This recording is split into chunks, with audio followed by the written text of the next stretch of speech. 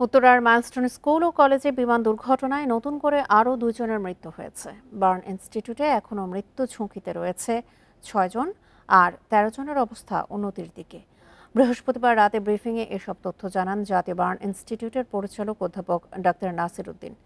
চিকিৎসায় নেওয়া হচ্ছে সিঙ্গাপুর, চীন ও ভারতের ডাক্তারদের পরামর্শ। স্বাস্থ্য মন্ত্রণালয়ের হিসাবে মাইলস্টোন স্কুলে বিমান বিধ্বস্তের ঘটনায় মৃত্যু হয়েছে 31 জনের। এছাড়া রাজধানীর 3টি হাসপাতালে চিকিৎসাধীন রয়েছে 51 জন। বৃহস্পতিবার বিকাল পর্যন্ত এ হিসাবের একটি তালিকা গণমাধ্যমে পাঠায় প্রেস উইং। রাত 8টার কিছুক্ষণ পর ব্রিফ করেন জাতীয় বার্ন ইনস্টিটিউটের পরিচালক। জানান, তাদের আইসিইউতে থাকা 6 জনের জীবন এখনও সংকটে। এছাড়া আরও 36 জন এই হাসপাতালে ভর্তি রয়েছেন। তাদের চিকিৎসায় সিঙ্গাপুর, ভারত ও চীনের বিশেষজ্ঞদের পরামর্শ নেওয়া হচ্ছে। 24 ঘন্টায় আমাদের আরও 2 জনের মৃত্যুবরণ হয়েছে এবং এই 2 জনের একজন আজকে 1:55 মিনিটে মারা গিয়েছেন, আর একজন 4:30টার সময় মারা গিয়েছেন। এখানে Singapore, India, Pakistan, China, Japan কাউকেই আমরা আলাদাভাবে দেখছি না। সবার পরামর্শটাকেই আমরা বাচ্চাদের জন্য যেটা পজিটিভ হচ্ছে সেটাকে আমরা সানন্দ চিত্তে গ্রহণ করছি। পরিচালক আরও জানান, চিকিৎসাধীনদের জন্য রক্ত নেওয়া বন্ধ রয়েছে, নেওয়া হচ্ছে না স্কিন ডোনেশনও। ব্লাডের কোনো প্রয়োজন নাই। আমাদের স্কিন ডোনেশনের কথা যেটা আসছে সেটাও কিন্তু আমরা এই মুহূর্তে নিচ্ছি না। আমাদের পর্যাপ্ত পরিমাণে স্কিন আমাদের ব্যাংকে আছে, যদি কারোর লাগে আমরা সেখান থেকেই ব্যবহার করতে পারবো। আর 3 নম্বর প্রশ্ন হচ্ছে, অনেকেই আমাদের কাছে বিকাশ, নগদ ইত্যাদিতে টাকা পয়সা পাঠাতে চাচ্ছে, এগুলোরও কোনো প্রয়োজন নেই। এছাড়া চিকিৎসার সব খরচ সরকার বহন করছে বলেও জানান অধ্যাপক ডাক্তার নাসির উদ্দিন। জাহিদুল ইসলাম, ইন্ডিপেন্ডেন্ট নিউজ, ঢাকা। মাইলস্টোন ট্র্যাজেডিতে দগ্ধ 5টি মরদেহের পরিচয় শনাক্ত করেছে সিআইডি। ডিএনএ পরীক্ষার মাধ্যমে তাদের পরিচয় পাওয়া যায়। এদিকে ক্ষতিগ্রস্ত প্রতিষ্ঠানটিতে ক্লাস চালুর বিষয়ে সোমবারের পর সিদ্ধান্ত নেবে কর্তৃপক্ষ। ভয়াবহ এই বিমান দুর্ঘটনায় উত্তরার মাইলস্টোন স্কুলের বেশ কয়েকজনের শরীর একেবারে পুড়ে যায়। মরদেহ পাওয়া গেলেও তাৎক্ষণিকভাবে এদের পরিচয় শনাক্ত করা সম্ভব হয়নি। কয়েকটি মরদেহ রাখা হয় ঢাকার সম্মিলিত সামরিক হাসপাতালে। সেখান থেকে সংগ্রহ করা নমুনা থেকে 5 জন নারীর ডিএনএ প্রোফাইল পায় সিআইডি। ঘটনার দিন থেকে বুধবার পর্যন্ত কয়েকটি পরিবারের সদস্যদের ডিএনএ নমুনা নেওয়া হয়। বৃহস্পতিবার ওই 5 নারী মরদেহের পরিচয় নিশ্চিত হয় সিআইডি। এরা হলেন ওয়াকিয়া ফেরদৌস নিধি, লামিয়া আক্তার সোনিয়া, আফসানা আক্তার প্রিয়া, রাইসা মনি এবং মারিয়াম উম্মে আফিয়া। এক সপ্তাহ মাতৃ নিয়ে থাকবে, আপনারা বলেন দয়া করে এই নিউজটা আপনারা করেন যে একটা সপ্তাহ আধুনিক যুগে এই রিপোর্টটা দিতে কি লাগে, একটা ডিএনএ রিপোর্ট দিতে আপনাদের মনে হয়? এই কথাটা আপনারা একটু জানান যে আফিয়ার মায়ের একটাই অনুরোধ, এক সপ্তাহ কেন লাগবে এই রিপোর্টটা দিতে? এক সপ্তাহ আফিয়ার মা এই কি নিয়ে থাকবে এক সপ্তাহ? এদিকে দুর্ঘটনার চতুর্থ দিন বৃহস্পতিবারও মাইলস্টোন স্কুল অ্যান্ড কলেজের গেটে ভিড় করে শিক্ষার্থী ও উৎসুক জনতা। দুষ্টামি করে বলতেছিলাম যে এক বাচ্চা প্যারেন্টসের সাথে এখনো যায়, ফান করে বলছি। ও আমাকে উত্তর দিল, ভাই একদিন দেখবে আমি তোমার মতন বড় হয়ে আমি একা একা বাসায় যাবো, কিন্তু যেতে পারলো না। এখন কি অবস্থা তাই দেখতে আসতে আর কি। আর ওই সময় আসতে পারি নাই, এখন আসছে আর কি। মাইলস্টোনের সব ক্যাম্পাস সোমবার পর্যন্ত বন্ধ থাকবে। 28শে জুলাইয়ের পর ক্লাস শুরুর বিষয়ে সিদ্ধান্ত নেবে কর্তৃপক্ষ। যেই বিমান ওড়ার কথা ছিল মেঘ পেরিয়ে আকাশে, সেই বিমান বিধ্বস্ত হলো কোমলমতি শিক্ষার্থীদের ক্লাসরুম, স্কাই এবং ক্লাউডে। একটি নির্মম ইতিহাসের সাক্ষী হলো গোটা জাতি। এমন নির্মম ইতিহাস আর কখনোই যেন পুনরাবৃত্তি না ঘটে, এমনটাই প্রত্যাশা সবার। Sajjad Hossain, independent news, Uttara, Dhaka. Dhaka milestone কলেজে বিমান দুর্ঘটনায় নিহত 8ম শ্রেণীর শিক্ষার্থী মাহিয়া তাসনিম মায়ার মরদেহ পৌঁছেছে মেহেরপুরের মুজিবনগর উপজেলার জয়পুর গ্রামে। মরদেহ গ্রামের বাড়িতে পৌঁছালে ভিড় করেন স্বজন সহ এলাকার মানুষ। মায়ার জানাজা শেষে দাফন করা হবে জয়পুর কবরস্থানে। জাতীয় বার্ন ইনস্টিটিউটে চিকিৎসাধীন অবস্থায় বৃহস্পতিবার বিকেলে তার মৃত্যু হয়। সেখান থেকে তার মরদেহ নেওয়া হয় নানা বাড়িতে।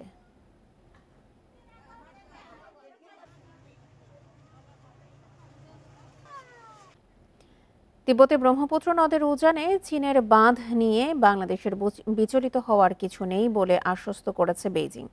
পররাষ্ট্র উপদেষ্টা জানান, এই বিষয়ে ঢাকাকে বিস্তারিত অবহিত করেছেন দেশটির রাষ্ট্রদূত। বৃহস্পতিবার সন্ধ্যায় পররাষ্ট্র মন্ত্রণালয়ের ব্রিফিংয়ে উপদেষ্টা আরও বলেন, মাইলস্টোনে আহতদের চিকিৎসায় ভারতের এগিয়ে আসা দুদেশের জনগণের জন্যই ইতিবাচক। উত্তরায় মাইলস্টোনে দুর্ঘটনায় আহতদের জন্য বিদেশি সহায়তা, ঢাকায় জাতিসংঘের কার্যালয় চালু, যুক্তরাষ্ট্রের সঙ্গে শুল্ক আলোচনা সহ নানা ইস্যুতে ব্রিফ করেন পররাষ্ট্র উপদেষ্টা।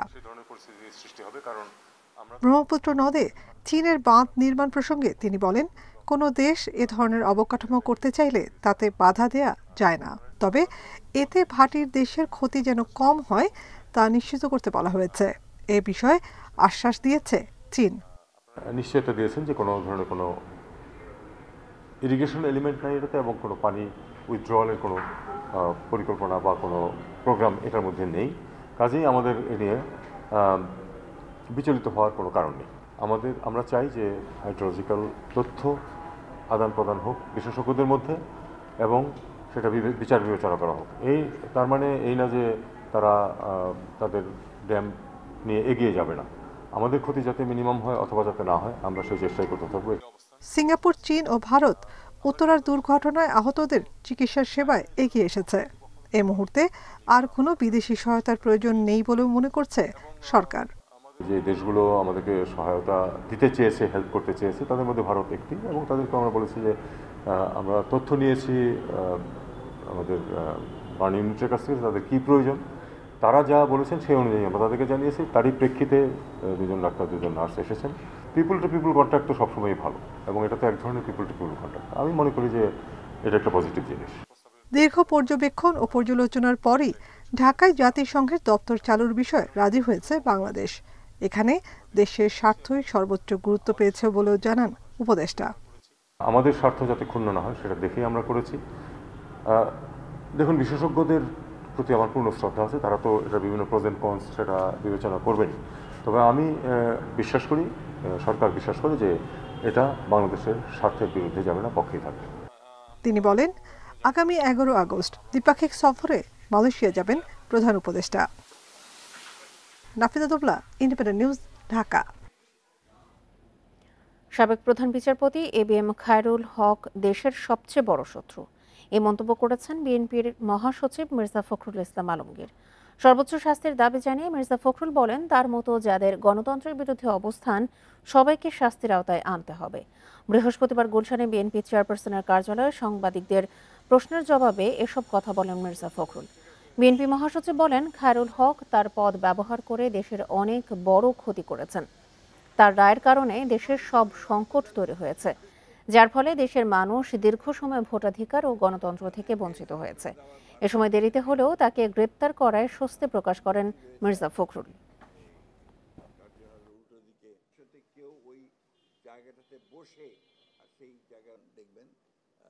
বিচার বিভাগ, যেটাকে আমরা মনে করি যে আপনার জুডিশিয়ারি সবচেয়ে বড় জায়গা, যেখানে আপনার সবচেয়ে আপনার মানুষের আস্থা থাকে, সেই আস্থা জায়গাটাকে সম্পূর্ণভাবে তিনি ধ্বংস করেছেন শুধুমাত্র তার রাজনৈতিক চিন্তা ভাবনা, সেই কারণে, যেটা বাংলাদেশের সবচেয়ে বড় ক্ষতি করেছে বলে আমরা মনে করি।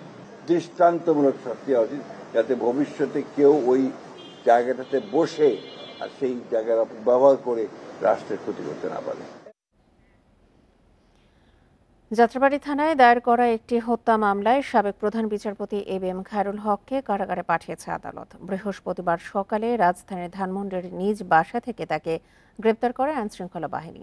পরে রাতে ঢাকা মেট্রোপলিটন ম্যাজিস্ট্রেট আদালতে হাজির করা হয়। এ সময় তার সর্বোচ্চ বিচার চেয়ে স্লোগান দেয় জাতীয়তাবাদী আইনজীবী ফোরামের সদস্যরা। দেশের 19তম প্রধান বিচারপতি ছিলেন ABM খায়রুল হক। সংবিধানের ত্রয়োদশ সংশোধনী বাতিল করে তত্ত্বাবধায়ক সরকার ব্যবস্থা চূড়ান্তভাবে নিষিদ্ধ করেছিলেন তিনি। বৃহস্পতিবার সকাল 8টায় ধানমন্ডির বাসা থেকে আটকের পর তাকে যাত্রাবাড়ী থানার হত্যা মামলায় গ্রেপ্তার দেখানো হয়। পরে রাত 8টায় নিম্ন আদালতে হাজির করা হয়। এ সময় জাতীয়তাবাদী আইনজীবী ফোরামের সদস্যরা তার সর্বোচ্চ বিচার চেয়ে স্লোগান দেয়। নিরাপত্তার স্বার্থে হেফাজতখানা থেকে পেছনের দরজা দিয়ে এজলাসে তোলা হয় সাবেক বিচারপতিকে। শুনানি শেষে আদালত খায়রুল হককে কারাগারে পাঠানোর নির্দেশ দেয়। এ সময় রাষ্ট্রপক্ষের আইনজীবী তার শাস্তি দাবি করেন। এত অপকর্ম করেছে, কোনো আইনজীবী ওনার পক্ষে দাঁড়াইতে চায় না। উনি নিজে সশরীরে থেকে এই হত্যাকাণ্ড ঘটিয়েছে এবং নির্দেশ দিয়েছে হত্যাকাণ্ড ঘটিয়েছে। এই কারণে বিজ্ঞ আদালতে এজাহারে 44 নম্বর আসামি উনি ওনাকে বিজ্ঞ আদালত জেল হাজতে প্রেরণ করেন। লক্ষ লক্ষ মানুষের বিরুদ্ধে হামলা মামলার একমাত্র সেই দায়ী, দ্রুত চার্জশিটের ব্যবস্থা করে তাকে বিচারের আওতায় এনে সর্বোচ্চ শাস্তি আমরা মাননীয় আদালতের কাছে কামনা করেছি। হত্যা মামলা ছাড়াও গত বছর আগস্টে রায় জালিয়াতির কারণে আরও 3টি মামলা রয়েছে খায়রুল হকের নামে। Rifat Alam, independent news, Dhaka. 5 আগস্টের মধ্যে জুলাই সনদ আদায় করা হবে বলে হুঁশিয়ারি দিয়েছেন এনসিপির আহ্বায়ক নাহিদ ইসলাম। বৃহস্পতিবার দুপুরে ব্রাহ্মণবাড়িয়ায় সমাবেশে এই মন্তব্য করেন তিনি। এ সময় দলের অন্য নেতারা বলেন, গণহত্যার পরও আওয়ামী লীগ আবার পুনর্গঠিত হচ্ছে। দেশের স্বার্থে সব রাজনৈতিক দলকে ঐক্যবদ্ধ থাকার আহ্বান জানান তারা। পদযাত্রার 24তম দিনে বৃহস্পতিবার সকালে ব্রাহ্মণবাড়িয়ার সার্কিট হাউসে জুলাই শহীদ পরিবার ও 2021 সালে নরেন্দ্র মোদী সফর ঘিরে আন্দোলনে নিহতদের স্বজনদের সাথে কথা বলেন এনসিপির নেতারা। পরে কাউতালী মোড় এলাকা থেকে পদযাত্রা শুরু করে দলটি। দুপুরে শহরের পৌর মুক্ত মঞ্চে সমাবেশে আহ্বায়ক নাহিদ ইসলাম বলেন, গণহত্যার বিচার ও নতুন সংবিধানের দাবিতে অনড় থাকবেন তারা। যে সকল দল নিজেদের অবস্থান থেকে সরে এসে সংস্কারের বিষয়ে ঐক্যমতের পক্ষে কাজ করেছে তাদের ধন্যবাদ জানান তিনি। জাতীয় নাগরিক পার্টি সংস্কার বিচার নতুন সংবিধানের দাবিতে এগিয়ে যাবে। যে সকল রাজনৈতিক দল নিজেদের দলীয় অবস্থান থেকে সরে এসে সংস্কারের ঐক্যমতের পক্ষে কাজ করছেন সে সকল রাজনৈতিক দলকে ধন্যবাদ জানাচ্ছি। ইনশাআল্লাহ আমরা জুলাই আগস্ট মাসের মধ্যে 5 আগস্টের মধ্যে জুলাই সনদ এবং ঘোষণাপত্র আদায় করতে পারব। এই সময় দলটির দক্ষিণাঞ্চলের মুখ্য সংগঠক হাসনাত আব্দুল্লাহ বলেন, বিমান দুর্ঘটনা নিয়ে গুজব ছড়িয়ে আওয়ামী লীগ পুনরায় সংগঠিত হচ্ছে। তাদের ঠেকাতে সবাইকে এক থাকতে হবে। মাইলস্টোনে যখন অনাকাঙ্ক্ষিত ঘটনাটি ঘটেছে, আমরা ভেবেছিলাম ফেসিবাদের পতন হয়েছে, কিন্তু আমরা দেখতে পেলাম মাইলস্টোনের ঘটনাকে পুঁজি করে আবার আওয়ামী লীগ পুনর্গঠিত হচ্ছে। ব্রাহ্মণবাড়িয়ায় সমাবেশ শেষে পদযাত্রা নিয়ে হবিগঞ্জে যান এনসিপির নেতারা। সেখানে এক সমাবেশে সব দলকে জনস্বার্থে রাজনীতি করার আহ্বান জানান সদস্য সচিব আক্তার হোসেন। দখলদারিত্বের রাজনীতির পরিবর্তে জনস্বার্থের পক্ষে নীতি নির্ধারণের পলিসি নির্ভর রাজনীতি প্রতিষ্ঠা করাই আমাদের লক্ষ্য। শুক্রবার সুনামগঞ্জ ও সিলেটে এনসিপির পদযাত্রা এবং সমাবেশের কথা রয়েছে। Tanzil Hasnat, independent news. ফৌজদারি কার্যবিধি সংশোধন করেছে উপদেষ্টা পরিষদ। এখন থেকে গ্রেপ্তারের সময় পুলিশের পরিচয়পত্র দেখানো এবং 12 ঘন্টার মধ্যে পরিবারকে জানাতে হবে। এছাড়াও কী কারণে কোন আইনে গ্রেপ্তার তাও জানাতে হবে। এদিকে স্থানীয় নির্বাচনে দলীয় প্রতীকের বিধান বাতিল করার কথা জানিয়েছেন স্থানীয় সরকার উপদেষ্টা। বৃহস্পতিবার দুপুরে রাজধানীর ফরেন সার্ভিস একাডেমিতে এসব কথা জানান উপদেষ্টারা। ফরেন সার্ভিস একাডেমিতে বৃহস্পতিবার বিকেলে নিয়মিত ব্রিফিংয়ে উপস্থিত ছিলেন আইন উপদেষ্টা আসিফ নজরুল, স্থানীয় সরকার উপদেষ্টা আসিফ মাহমুদ সজীব ভুইয়া ও প্রধান উপদেষ্টার প্রেস সচিব শফিকুল আলম। এ সময় আইন উপদেষ্টা বলেন, মাইলস্টোন ট্র্যাজেডিতে নিহতদের সহায়তা এবং 2 শিক্ষিকাকে রাষ্ট্রীয় সম্মান দেওয়া হবে। তিনি জানান, আগে সন্দেহ হলে 54 ধারায় গ্রেপ্তার করা হতো। এ বিষয়ে ফৌজদারি কার্যবিধি সংশোধন করা হয়েছে, যাতে অনলাইন বেল বন্ড সাবমিশন করা যায়। কাউকে গ্রেপ্তারের সময় পুলিশের পরিচয়পত্র দেখানো, অভিযোগ ও কোন আইনে গ্রেপ্তার সেটি পুরোপুরি লেখা থাকতে হবে। 12 ঘন্টার মধ্যে পরিবারকে জানানোর বিধানও করা হয়েছে। যত দ্রুত সম্ভব গ্রেফতারকৃত ব্যক্তির পরিবার, বন্ধু বা লয়ারকে তার সাথে যোগাযোগ করে জানাতে হবে যে গ্রেফতার করেছে, আমরা এই কারণে গ্রেফতার করেছি, এই মামলায় গ্রেফতার করেছি এবং গ্রেফতারকৃত ব্যক্তি এখানে আছেন। যত দ্রুত সম্ভব করতে হবে এবং কোনো অবস্থাতেই 12 ঘন্টার বেশি সময় নেওয়া যাবে না। অনলাইন বেল বন্ড সাবমিশনের বিধান আছে, তারপর ডিজিটালি সামন দেওয়া যাবে, ডিজিটালি ওয়ারেন্ট দেওয়া যাবে। স্থানীয় সরকার নির্বাচনে দলীয় প্রতীকে অংশ নেয়ার বিধান বাতিল করা হয়েছে বলে জানান উপদেষ্টা আসিফ মাহমুদ সজীব ভুইয়া। দলীয় প্রতীকে স্থানীয় সরকার নির্বাচনে অংশগ্রহণ করার আর কোনো সুযোগ নেই। এখন থেকে ইন্ডিভিজুয়াল প্রতীকী স্থানীয় সরকার নির্বাচনগুলো হবে এবং প্রত্যেকটি ক্ষেত্রেই হবে। এই জিনিসটাকে কেন্দ্র করে অনেক হানাহানি স্থানীয় সরকার নির্বাচনকে কেন্দ্র করা হয়েছে এবং অনেক জায়গায় মার্কার ভোটে অনেকে জিতে এসেছে কিংবা গায়ের জোরে জিতে এসেছে। এখন আমরা প্রত্যাশা করছি যে এর মাধ্যমে স্থানীয় সরকারে আমাদের একটা ইতিবাচক পরিবর্তন আসবে। এছাড়া গোপালগঞ্জে এনসিপির উপর হামলার ঘটনা তদন্তে সাবেক বিচারপতির নেতৃত্বে কমিটি করা হয়েছে। কমিটিকে 3 সপ্তাহের মধ্যে প্রতিবেদন দেওয়ার কথা জানান প্রধান উপদেষ্টার প্রেস সচিব। বিচার বিভাগের কমিশন হচ্ছে। রেজওয়ানুল হক, ইন্ডিপেন্ডেন্ট নিউজ, ঢাকা। বর্তমান সরকারের 4-5 বছর ক্ষমতায় থাকা উচিত বলে সরকারের অনেকেই নিজের লোক দিয়ে প্রচারণা চালাচ্ছেন, এমন অভিযোগ করেছেন বিএনপির সিনিয়র যুগ্ম মহাসচিব রুহুল কবির রিজভী। বৃহস্পতিবার দুপুরে মৌলভীবাজারের এম সাইফুর রহমান অডিটোরিয়ামে জেলা বিএনপির সদস্য সংগ্রহ ও নবায়ন কার্যক্রম অনুষ্ঠানে তিনি এই মন্তব্য করেন। বলেন, মানুষের মধ্যে আতঙ্ক তৈরি করে রেখেছে মব ভায়োলেন্স। এদিকে এখনও গণতন্ত্র বিরোধী শক্তি মাথাচাড়া দিয়ে ওঠার চেষ্টা করছে জানিয়ে দলের সব নেতাকর্মীকে সজাগ থাকার আহ্বান জানান রিজভী। আমরা শুনি যে সরকারের মধ্যে অনেক উপদেষ্টা রয়েছেন, তারা নাকি প্রলম্বিত করতে চান। তারা তাদের লোকজনদেরকে দিয়ে এটা বলাচ্ছেন, বা ফেসবুক, সোশ্যাল মিডিয়া, সামাজিক গণমাধ্যমে বলছেন 3 বছর থাকা উচিত এই সরকারের, 5 বছর থাকা উচিত, এগুলো বলাচ্ছেন বিভিন্নভাবে নানা কায়দায়। কারা বলাচ্ছেন সেটা আপনারা সবাই জানেন। তো এইটা বলে গণতন্ত্রের ক্ষতি করছে। মৌলিক সংস্কারের পর আগামী বছরের শুরুর দিকে নির্বাচন আশা করে জামায়াতে ইসলামী। তবে আগের মতো নির্বাচন হলে তা জাতির জন্য কল্যাণকর হবে না বলে মন্তব্য করেছেন দলটির আমির ডাক্তার শফিকুর রহমান। বৃহস্পতিবার বিকেলে সিলেটের শিল্পকলা একাডেমি মিলনায়তনে জুলাই শহীদদের স্মরণে আয়োজিত এক দোয়া অনুষ্ঠানে তিনি এসব কথা বলেন। শফিকুর রহমান আরও বলেন, যে দল নিজের কর্মীদের নিয়ন্ত্রণ করতে পারে না তাদের কাছে দেশ ও দেশের মানুষ নিরাপদ নয়। জামায়াত দেশ পরিচালনার দায়িত্ব পেলে অভ্যন্তরীণ বিষয়ে কোনো দেশকে নাক গলাতে দেবে না। আমরা আশা করি আগামী বছরের প্রথমাংশেই এই নির্বাচনটা অনুষ্ঠিত হবে এবং হওয়া উচিত। এর সাথে আমরা এটাও বলেছি যে যদি প্রয়োজনীয় বেসিক সংস্কারগুলো করা না হয় আর যদি আগের মতোই নির্বাচন হয়, এই নির্বাচন জাতির জন্য আরেকটা দুঃখ এবং বেদনার কারণ হবে।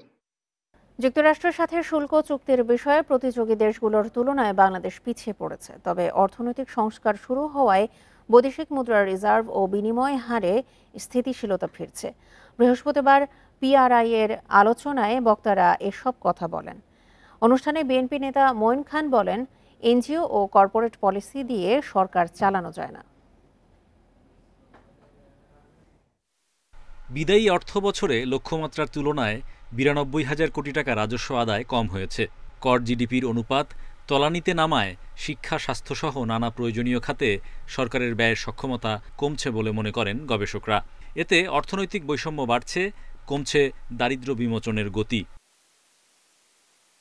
পর্যবেক্ষকরা বলছেন, সমন্বয়হীনতায় গেল অর্থবছর বার্ষিক উন্নয়ন কর্মসূচি বাস্তবায়নের হার 5 দশকের সর্বনিম্ন। তবে প্রবাসী আয়, রপ্তানি সূচকে অর্থনীতি টিকে থাকার শক্তি পাচ্ছে। বেসরকারি গবেষণা প্রতিষ্ঠান পলিসি রিসার্চ ইনস্টিটিউটের মাসিক অর্থনৈতিক পর্যালোচনায় আলোচকরা বলেন, পোশাক খাতের 20% রপ্তানি হয় যুক্তরাষ্ট্রে। তাই বাজারটিতে টিকে থাকতে শুল্ক ইস্যুতে চুক্তি গুরুত্বপূর্ণ। আমাদের গার্মেন্টস এন্ড ফুটওয়্যার সেক্টরে this are labour intensive product এবং আমাদের কম্পারেটিভ স্ট্রং কম্পারেটিভ অ্যাডভান্টেজ আছে এবং US market is a very large and expanding market.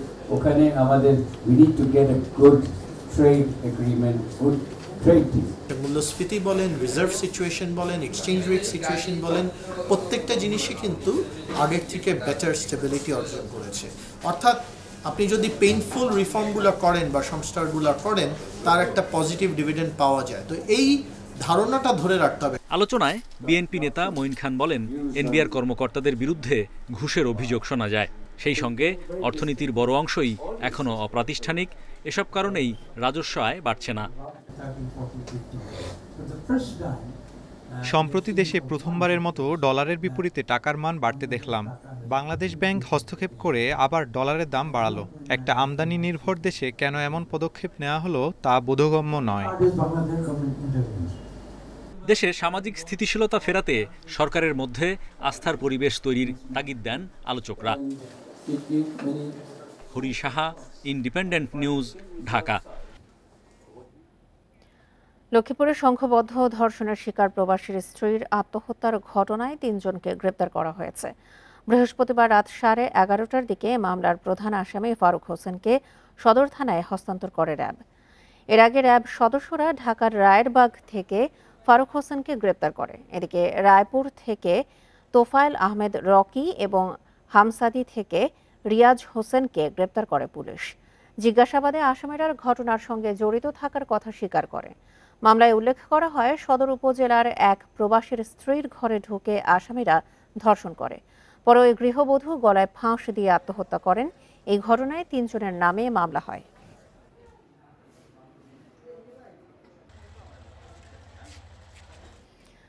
বঙ্গোপসাগরে মাছ ধরতে গিয়ে অপহরণের শিকার হয়েছেন 11 জেলে। নোয়াখালীর হাতিয়া সংলগ্ন সন্দ্বীপের পশ্চিমে খুড়ার চর এলাকা থেকে অপহৃত হন তারা।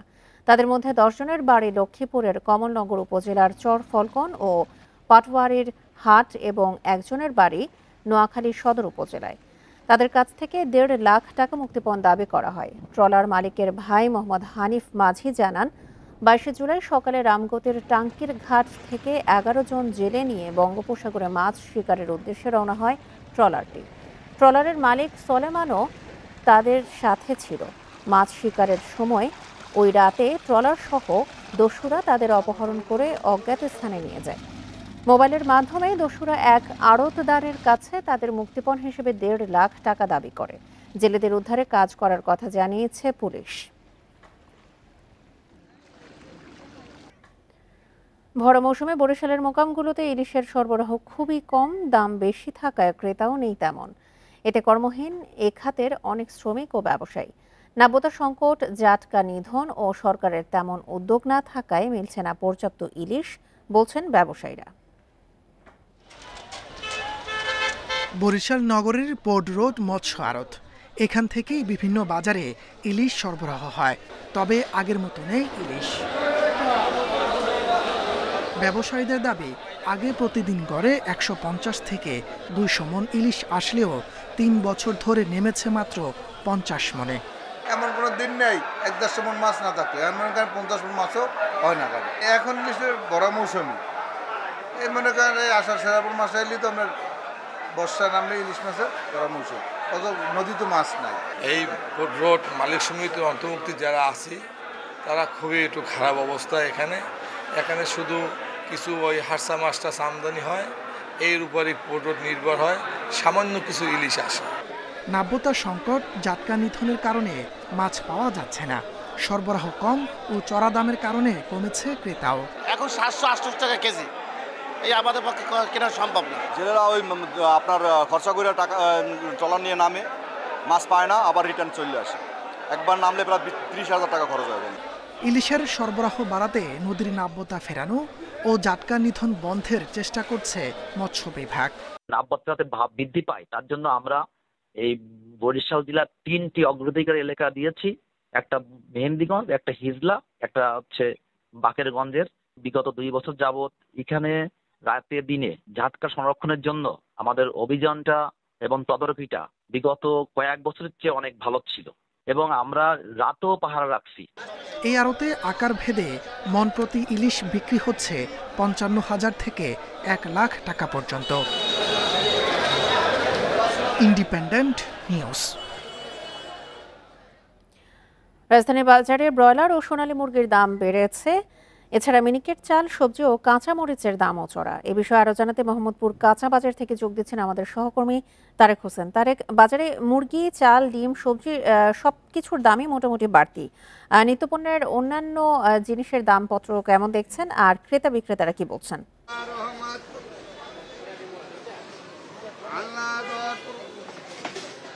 যেমনটা বলছিলেন, আসলে 2 সপ্তাহের ব্যবধানে বাজারে কিন্তু মুরগির দামটা একটু বেড়ে গেছে। বিশেষ করে প্রতি ব্রয়লার মুরগি এবং সোনালী মুরগির কেজিতে প্রায় 10 থেকে 20 টাকা এখন বাড়তি দামে কিনতে হচ্ছে।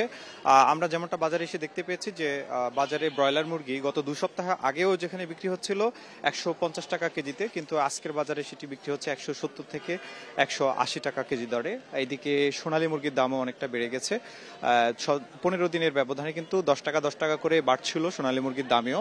280 টাকা কেজিতে পাওয়া যেত 2 সপ্তাহ আগে, কিন্তু আজকের বাজারে সেটি বিক্রি হচ্ছে প্রতি কেজি 320 থেকে 330 টাকা কেজিতে সোনালী মুরগি বিক্রি হচ্ছে। এদিকে বাজারে কিন্তু চড়া রয়েছে, আগের দামেই চড়া রয়েছে অন্যান্য সবজির দাম, যেগুলো বর্ষাকালীন যে সবজিগুলো পাওয়া যেত। বিশেষ করে কয়েকদিনের টানা বৃষ্টিতেই কিন্তু সবজির দাম বাড়ছিল। তবে সবচেয়ে বেশি দাম বেড়েছে কাঁচামরিচের, আর সেই কাঁচামরিচের দাম সর্বোচ্চ 400 টাকায় পৌঁছেছিল, কিন্তু আজকের বাজারে সেটা 400 টাকা থেকে কমে 280 টাকায় নেমে এসেছে।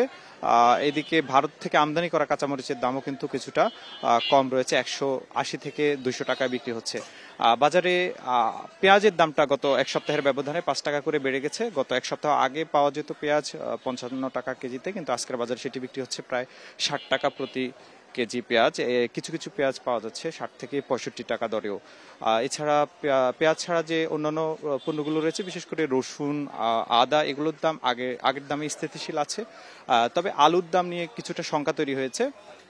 যদিও আজকের বাজার পর্যন্ত আলু বিক্রি হচ্ছে 25 টাকা কেজিতে, কিছু কিছু আলু যেগুলো হিমাগার থেকে এসেছে সেগুলো বিক্রি হচ্ছে 30 টাকা প্রতি কেজি দরে। তবে হিমাগার মালিকদের দাম বাড়ানো নিয়ে যে একটা দাবি দেওয়া চলছে, সেটা নিয়ে খুচরা বিক্রেতাদের মধ্যে কিছুটা শঙ্কা তৈরি হয়েছে আলুর দামে। তবে এখনো পর্যন্ত আলুর দাম স্থিতিশীল রয়েছে 25 থেকে 30 টাকা কেজিতে। এছাড়া বাজারে কিন্তু অন্যান্য যে পণ্যগুলো রয়েছে সেগুলোর মধ্যেও কিছুটা বাড়তি দাম দেখা যাচ্ছে, এবং বিক্রেতাদের দাবি হচ্ছে গিয়ে বাজারে পর্যাপ্ত পরিমাণ পণ্যের সরবরাহ রয়েছে, তবে পাইকারি বাজারে যেহেতু দাম বাড়তি, সে কারণে তারা খুচরা বাজারেও বেশি দামে বিক্রি করতে হচ্ছে। এই ছিল মোহাম্মদপুরের কাঁচা বাজার থেকে আমার কাছে সর্বশেষ। মোহাম্মদপুর কাঁচা বাজার থেকে সপ্তাহের বাজার দর নিয়ে জানাচ্ছিলেন সহকর্মী। আগে যেমনটি জানিয়েছিলাম, ভরা মৌসুমে মোকামে ইলিশের সরবরাহ কম। চাঁদপুরে ইলিশের যোগান নিয়ে এই মুহূর্তে জানাতে যোগ দিচ্ছেন আমাদের সহকর্মী মনিরুজ্জামান বাবলু। বাবলু, চাঁদপুরে ইলিশের যোগান কেমন দেখছেন? নাব্যতা সংকট, জাটকা নিধন এবং সরকারের তেমন উদ্যোগ না নেওয়ার জন্য এই বিষয়টাকে দায়ী করা হচ্ছে, কিন্তু আসল কারণটা আসলে কি? চাঁদপুরে আজকের ইলিশের বাজারে কিন্তু অনেক সরগম আমরা সকাল থেকে দেখে আসছি। আমি এই মুহূর্তে রয়েছি চাঁদপুরে সবচেয়ে বড় যে মাছঘাট রয়েছে, সেখানে এই বড় স্টেশন মাছঘাটে। এখানে কিন্তু এই ইলিশের যে সরবরাহ বৃদ্ধি পাওয়া, 1 কেজি প্রতি 300 থেকে 400 টাকা কমেছে। গত সপ্তাহে আমরা দেখেছি এখানে 60 থেকে 50 টন মাছ সরবরাহ হয়েছে, কিন্তু এই আজকে 2 দিন ধরে এখানে 400 থেকে 500 মন মাছ সরবরাহ হচ্ছে। আমাদেরকে এখানকার ব্যবসায়ীরা যেমনটি বলছেন যে এই মাছঘাটে গত কয়েকদিনের তুলনায় দক্ষিণাঞ্চলের অর্থাৎ হাতিয়া লক্ষ্মীপুর অঞ্চলের রামগতি এলাকা থেকে এখানে ইলিশের সরবরাহ অনেকে এসেছে। তবে সেই তুলনামূলকভাবে কিন্তু চাঁদপুরে যে ইলিশ বলা হয়, সেই ইলিশটা কিন্তু এখানে অনেক সংকট। সেটি কিন্তু এখনো 30 থেকে 40 মনের বেশি আসছে না বলে বলছেন ব্যবসায়ীরা। এইখানে 2 ধরনের ইলিশ বিক্রি হয় এই মাছঘাটে। একটি দক্ষিণাঞ্চলের ইলিশ, চাঁদপুরের ইলিশ বলে এখানে বেশি দাম পাওয়ার লক্ষ্যে কিন্তু এখানে আসা হয়। তবে ক্রেতারা বলছেন যে এই ইলিশ ঘাটে অবশ্যই যেন মাছের সরবরাহ বাড়লে দাম যেন আরো একটু তাদের সাধ্য মতো নিয়ে আসা হয়, সেটি তারা প্রত্যাশা করছেন। তবে আমরা কথা বলেছিলাম মৎস্য গবেষকদের সাথে, তারা বলছেন যে গত বছরের যে তুলনায় এবার 44,000 যে জাটকা বিক্রি হওয়ার কথা রয়েছে, 44,000 জাটকা বিক্রি হয়েছে, যা গত বছর ছিল 41,000 জাটকা ইলিশ বিক্রি হয়েছিল। এই মাছঘাটে মাছের যে সরবরাহ আমরা কয়েকদিন আগে জানিয়েছি যে ঘাটে ইলিশ শূন্য, এই ইলিশ শূন্যর কারণ দায়ী করছেন নাব্যতা সংকট। কিন্তু এই নাব্যতা সংকট কাটিয়ে কিন্তু দক্ষিণাঞ্চলের ইলিশের সরবরাহে কিন্তু তারা তাদের লোকসান পুষিয়ে নিতে পারবেন বলে জানাচ্ছেন ব্যবসায়ীরা। তবে মৎস্য উপজেলা জেলা যে মৎস্য কর্মকর্তা, তারা বলছেন যে আগামী যে কয়েকদিন রয়েছে ইলিশের যে ভরা মৌসুম, এই মৌসুমে ইলিশের সরবরাহ আরো বৃদ্ধি পাবে। ইতিমধ্যে আমরা জানি যে সাগরে মাছ ধরা শুরু হয়েছে। নদীতে মাছের যে প্রাপ্যতা, সেটি কিন্তু তুলনামূলক অনেক কম। সে তুলনায় সাগরের ইলিশে ভরপুর হওয়াতে কিন্তু মাছঘাটে ইলিশের সরবরাহ বৃদ্ধি পেয়েছে। চাঁদপুরে ইলিশের মোকাম থেকে জানাচ্ছিলেন সহকর্মী মনিরুজ্জামান বাবলু। আর এ ছিল এখনকার মতো বিরতিহীন ইন্ডিপেন্ডেন্ট সংবাদে। এছাড়া ইন্ডিপেন্ডেন্ট টেলিভিশনের সব খবর আরও বিস্তারিত জানতে চোখ রাখুন ফেসবুক, ইউটিউব এবং এক্সে। এতক্ষণ সাথে থাকার জন্য ধন্যবাদ সবাইকে। আমন্ত্রণ পরের আয়োজনে।